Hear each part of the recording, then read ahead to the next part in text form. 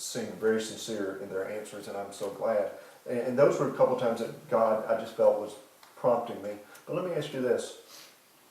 What about you? If your pastor were to come to you, and it's very taboo today to ask personal questions.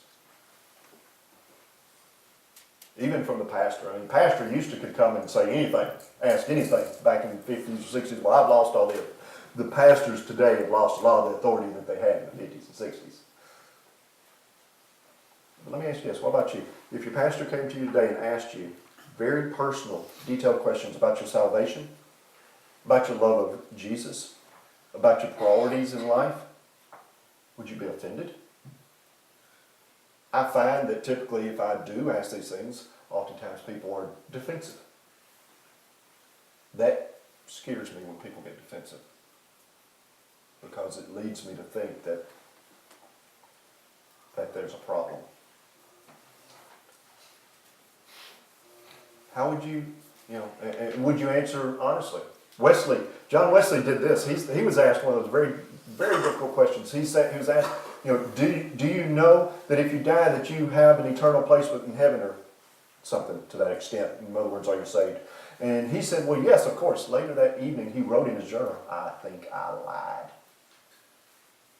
Of course, later on, he got the assurance, the doctrine of assurance I was telling you about. But he was asked that. I've been asked that question. Oftentimes, the problem is when we get to ask those questions, we think it's one of those people who are wanting to hit us over the head with the Bible. Are you saved? Do you know? Well, I don't have a problem with somebody asking me that same question. Do you know if you die today where you'll be? It's the way you say it, and in the heart you say it. I'm not going to say that's to complete strangers unless I feel led to. And I have felt led to, by the way.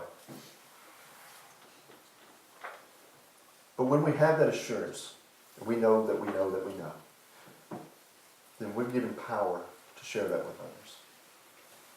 Well, that's what I thought I was going to be talking about today. When, in essence, we'll want to talk about that next week.